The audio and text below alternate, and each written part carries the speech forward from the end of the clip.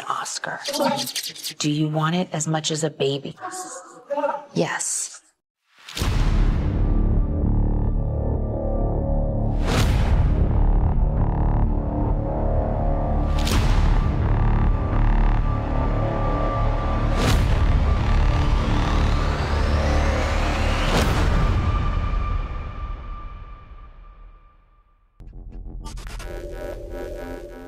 Depuis sa création en 2011, American Horror Story est un outil puissant entre les mains de l'occultiste Ryan Murphy pour diffuser des symboles obscurs et manipuler l'esprit du public. Et même si les thèmes généraux changent à chaque saison, il existe un fil conducteur unique et spécifique qui relie tous les personnages et toutes les intrigues, la magie noire. Depuis ses débuts, la série a semé des symboles occultes de manière assez évidente et flagrante. C'est pourquoi la dernière saison s'inscrit parfaitement dans ce style que j'ai mentionné. La 12e saison de la série est basée sur le roman Delicate Condition de Daniel Valentine, paru en août 2023. Ça paraît étrange de penser déjà à une version télévisée vu le peu de temps qui sépare les deux dates. Mais voilà, les faits parlent d'eux-mêmes. Et une chose qui est particulièrement frappante sur la couverture, c'est la phrase qu'on peut lire. Son corps ne lui appartient plus. Ce qui implique que l'écriture est aussi trouble que le contenu de la série. Il m'a semblé important de prendre le temps de parler en détail de l'intrigue de cette nouvelle moquerie et de ses protagonistes, c'est pourquoi je l'ai divisée en deux parties, alors restez jusqu'à la fin et donnez un like à la vidéo. Dans la deuxième partie, il y aura un spoiler, donc je vous le préviendrai le moment venu. Pour commencer, la bande-annonce est chargée de symbolisme obscur. Par exemple, ce n'est pas une coïncidence si plusieurs fois des femmes apparaissent en se tenant la main dans un cercle. Cela fait référence au rituel auquel ils participent, tandis que la forme circulaire est une façon de les protéger des entités indésirables, tout comme il n'est pas anodin que ces personnages poursuivent l'enceinte Emma Roberts. C'est de la pseudo-fiction, et je l'appelle ainsi car ce qu'il montre dans ses productions sont des faits qui se produisent tous les jours derrière la caméra. Tu devrais pas fêter un Golden Globe avec ta putain de nouvelle cliente? Moi aussi, je suis déçue. C'est pour ça que j'ai une question à te poser. Est-ce que tu veux un Oscar? Tu sais très bien que oui. Est-ce que tu le veux au moins autant qu'un bébé? Oui. Est-ce que tu es prête à faire tout ce que je te dis pour avoir un Oscar? Oui. Kim Kardashian laisse entendre que pour atteindre ses objectifs professionnels, et plus encore, elle doit faire des sacrifices. Une façon assez flagrante de montrer comment fonctionne le système élitiste. Pour ceux d'entre vous qui entendent le nom de Kim pour la première fois, je voudrais vous dire qu'il s'agit d'un personnage connu des médias américains depuis de très nombreuses années pour avoir participé à des émissions de télé-réalité avec sa famille. My name's Kim Kardashian. I'm the dopest and the ropest person in this class. Et non pas parce qu'ils enseignent quelque chose de positif ou encouragent l'autocritique, au contraire, leur place dans l'industrie est donnée par les liens de pouvoir qu'ils ont tissés au fil des ans et aussi par les nombreux actes obscurs qui entourent leur vie.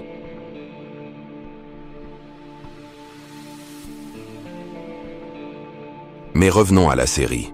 Comme prévu, les références à l'entité qu'ils vénèrent représentée par une chèvre ou un bouc noir n'ont pas manqué. Il est clair que ces êtres occultes sont obsédés par les petits, et on peut penser que la proposition de Ryan est originale, mais c'est loin d'être le cas.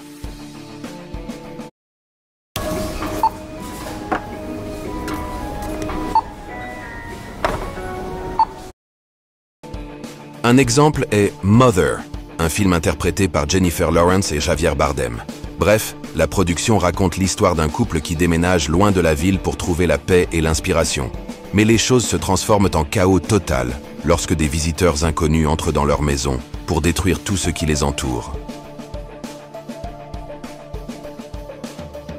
Comme si les images ne suffisaient pas, au milieu du chaos, la protagoniste donne naissance à son bébé et pour le protéger, le confie à son mari, qui n'a pas d'autre idée que de présenter le nouveau-né à la foule qui finit par le dévorer dans une sorte de cérémonie. Et oui, je sais que les histoires ne sont pas pareilles, mais si l'on y réfléchit bien, le thème central est le même. Sans aucun doute, cette production traite des aspects les plus obscurs d'Hollywood, où les pantins sont contraints de faire des sacrifices littéraux afin d'atteindre la célébrité. Comme je l'ai déjà dit, les médias de divertissement sont chargés de productions créées purement et exclusivement pour programmer les masses. Et American Horror Story est l'une d'entre elles qui répond parfaitement à ce critère. Depuis son lancement en 2011, cette série a attiré l'attention de plus d'un dans le monde entier, avec des histoires qui pour beaucoup pourraient être qualifiées de fictives. Bien sûr, lorsqu'on prête attention aux détails, on se rend compte que plusieurs des aspects exagérés pourraient facilement se produire dans le monde souterrain élitiste de l'industrie. Mais maintenant, analysons de plus près ce que montre ce grand montage et la manière grossière dont il se moque des masses. Si vous n'avez pas encore vu la série et que vous souhaitez le faire, je vous recommande donc de ne pas poursuivre la vidéo. La protagoniste de ce montage n'est autre qu'Emma Roberts, une actrice que beaucoup connaissent peut-être parce qu'elle travaille dans l'industrie depuis plusieurs années. En fait, elle fait partie des nombreuses personnes qui ont commencé à apparaître sur le petit écran dès leur plus jeune âge. Dans la série, elle joue le rôle d'Anna Victoria Alcott, une actrice hollywoodienne qui tente de tomber enceinte, mais qui pour une raison ou une autre ne parvient pas à concrétiser ses souhaits. Qu'est-ce que j'ai fait pour mériter ça? Tout de suite le misérabilisme. Moi, pauvre de moi. Tu sais parfaitement ce que t'as fait, Anna. Tu as été une sale petite égoïste. Tu étais parfaite. Parfaite, pourquoi? Nous recrutons des femmes qui veulent tout avoir. Dans ce contexte, elle se retrouve dans une clinique de fertilité bien connue de la ville, qui est bien sûr contrôlée par les adorateurs du ténébreux. De plus, dans le dernier chapitre, il apparaît clairement que le directeur du centre jouissait d'une certaine notoriété et d'une certaine aisance financière auprès de l'élite.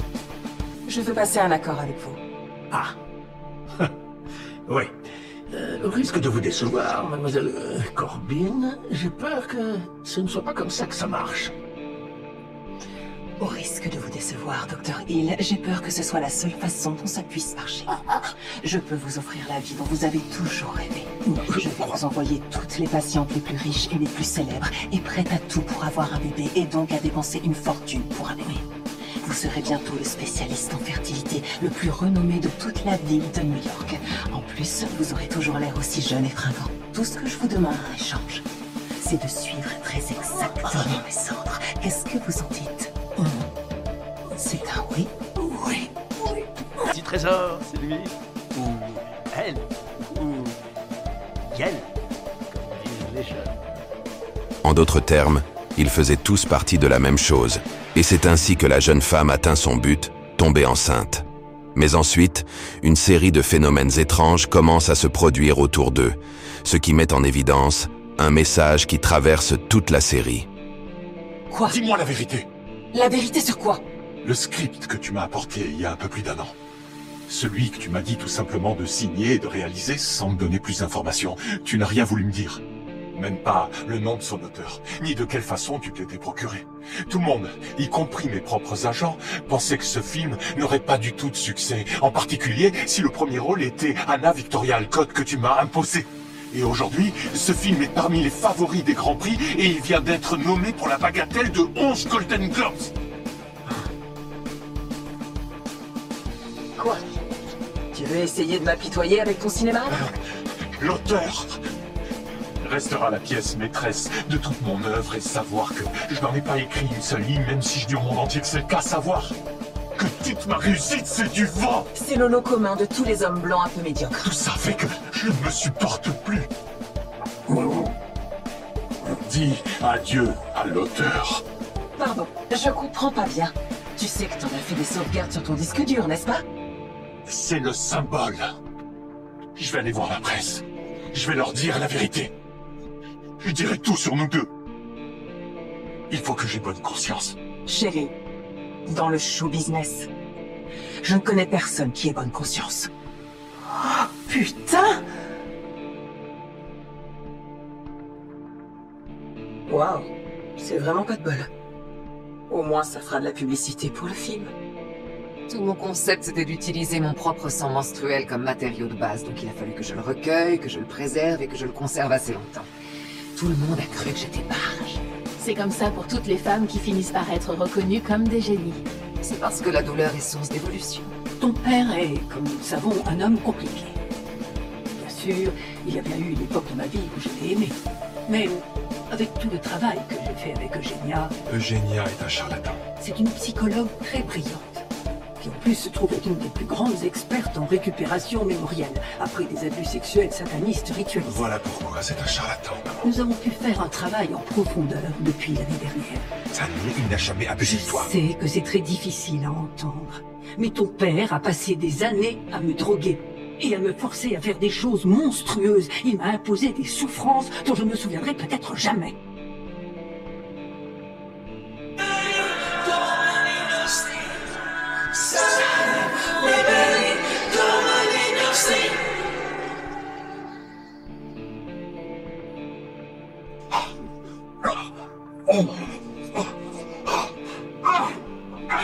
C'est comme ça que tu es venu au monde!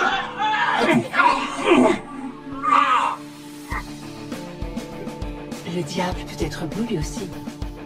Et tu le trouveras chez des gens que tu n'aurais jamais soupçonnés. En effet, à un moment donné, une femme qui s'avérera plus tard être une sorcière dit ce qui suit à Anna. Mais, pour être franche avec toi, ça me dépasse complètement qu'une femme puisse vouloir un gosse. Oh, il y a des bons côtés. T'attends toute ta vie d'être enfin libre de faire tes propres choix, et quel est le premier choix stupide que tu fais? Donner naissance à un être complètement inutile, qui va juste accentuer le réchauffement climatique, ruiner ton corps, et qui en plus dépend intégralement de toi pour survivre. Et même si sa grossesse est censée être une bénédiction, on se rend vite compte que c'est tout le contraire qui se produit. Dans plusieurs scènes, on peut voir une sorte de dame corbeau marchant avec une chèvre et regardant fixement Anna. D'ailleurs, toute la série est pleine de symboles de corbeaux, et plus tard dans la série, on finit par comprendre que ce sont ces mêmes personnages en noir qui fécondent l'actrice, faisant d'elle la porteuse d'un être totalement obscur. Oh, mais quel bébé radieux! Vraiment radieux, en effet. Il a patienté plus de 6000 ans pour venir au monde. C'est atroce! C'est très bon pour lui. Je peux pas continuer! Tu ne voulais pas être maman?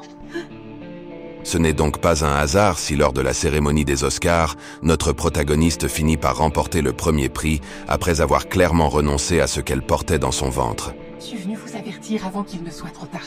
Quoi? Mais avant que quoi soit trop tard? Ils sont en train de maltraiter votre bébé. Ce sont elles, croyez-moi. Les femmes avec qui le docteur il travaille. Quoi? Vous parlez des patientes? Elles font semblant de l'être. Et elles lui apportent de nouvelles patientes et leur font de terribles choses après. C'est ce que vous subissez en ce moment. Il fait quoi? Je n'en sais rien. Mais ce dont je suis sûre, c'est que si le docteur il a pu devenir le numéro 1 des spécialistes de la fertilité de tout New York, c'est parce qu'il a fait des sacrifices. Tous les formidables nommés de cette... Et l'Oscar est attribué à... Félicitations. Anna Victoria Alcott, dans l'auteur.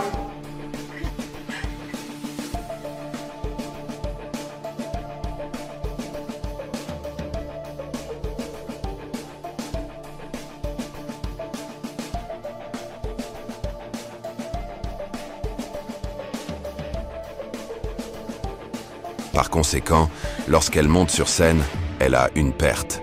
D'ailleurs, Siobhan, ou Kim Kardashian dans la vraie vie, joue un rôle important dans cette série. Elle a été l'amie et la publiciste d'Emma, mais à la fin, elle dévoile ses véritables intérêts. Mais... qui es-tu en réalité? Idiote, c'est moi la véritable auteure. Et c'est moi qui contrôle le monde. Elle est en fait la chef d'un sabbat de sorcières, et grâce à ses forces obscures, elle manipule toute l'industrie pour obtenir les résultats qu'elle souhaite.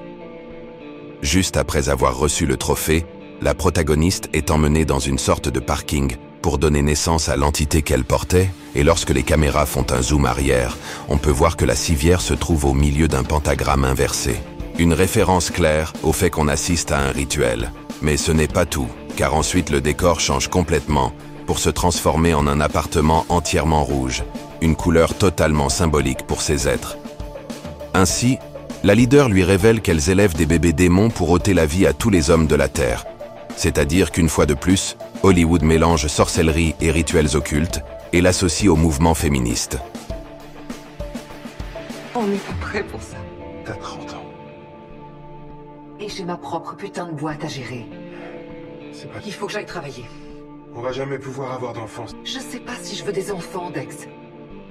Je te l'ai dit dès le début. Et t'as répondu que tu voulais quand même qu'on se marie.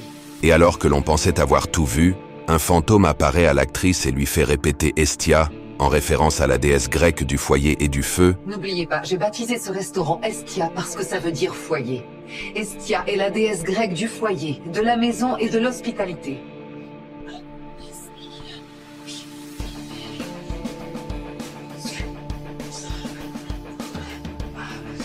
Tout cela pour contrecarrer les chants des sorcières.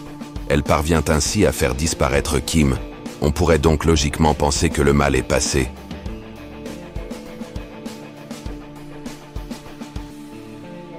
Mais au bout de quelques minutes, on se rend compte que ce n'est pas le cas. Dans la scène finale, Anna tient son bébé dans ses bras en portant la coiffe de Siobhan, puis regarde son Oscar sur le mur, ce qui nous permet de déduire qu'elle a tout obtenu. Mais loin de la victoire du bien, on peut voir derrière eux plusieurs animaux empaillés en forme de chèvre, ce qui laisse supposer que le mal est toujours présent. Et pour couronner le tout, on entend au loin des chants occultes tandis qu'elle saisit son Oscar. Bref, l'être obscur a sans doute trouvé son remplaçant. Rappelons que dans les séries cinématographiques et les productions élitistes, sa divinité ne perd jamais. D'ailleurs, un certain nombre d'événements de la série donnent un aperçu de la manière dont le système fonctionne avec les pantins qui décident de trop parler. Ils ont également pris le temps d'inclure ceux et celles d'entre nous qui osent critiquer le système. Dans cette vidéo, je me suis concentré sur l'histoire centrale, mais il y a sans aucun doute beaucoup plus de matériel à analyser. Si vous avez l'intention de visionner cette série, je vous conseille surtout de ne pas écouter les évocations du mal mélangées à la musique d'ambiance, c'est de la vraie sorcellerie. En résumé, dans la série, ce qu'ils veulent transmettre dans le subconscient, surtout aux jeunes filles, c'est en quelque sorte de tout inverser, criminaliser le désir d'être mère, ou en quelque sorte leur dire que c'est quelque chose de diabolique qu'elles doivent éviter, et que le mieux serait de chercher leur succès et leur célébrité, et de se rebeller contre le patriarche parmi beaucoup d'autres choses.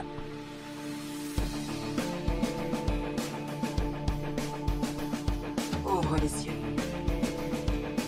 Tout cela faisait partie du plan. Je te souhaite enfin la bienvenue. Nous sommes ravis de t'avoir avec nous, jusqu'à ce qu'on ait accompli notre mission. C'est quoi votre connerie de mission? C'est de sauver le monde, grosse de Bril. Nous engendrons des créatures qui vont développer des super pouvoirs. Elles seront plus fortes. Elles seront plus rapides. Elles seront plus féroces. Elles seront plus cruelles. Nos créatures vont rendre à l'humanité toute la grandeur qu'elle devrait avoir. Et les créatures qui naîtront de mes ovules et du sperme de mon fils seront les plus puissantes de toutes. Ce seront nos Napoléons qui commanderont une armée de leurs cousins pour tuer tous les mâles de la planète. Excepté ceux qu'on gardera comme esclaves sexuels. Nous bâtirons enfin un vrai matriarcat. Notre utopie! Ça n'a rien d'une utopie si vous devez tuer des innocents pour obtenir ce que vous voulez. Bien sûr, on ne peut pas faire d'omelette sans casser d'hommes. Les hommes continuent à dévaster nos écosystèmes au moment où nous parlons. Nous ne nous remettrons jamais des dégâts que la masculinité toxique a causés. Notre unique espoir est d'éliminer tous les tyrans et les systèmes par lesquels ils nous détruisent. Et de les remplacer par un nouvel ordre mondial. Un ordre fondé sur l'amour et la solidarité féminine et non l'oppression et le machisme.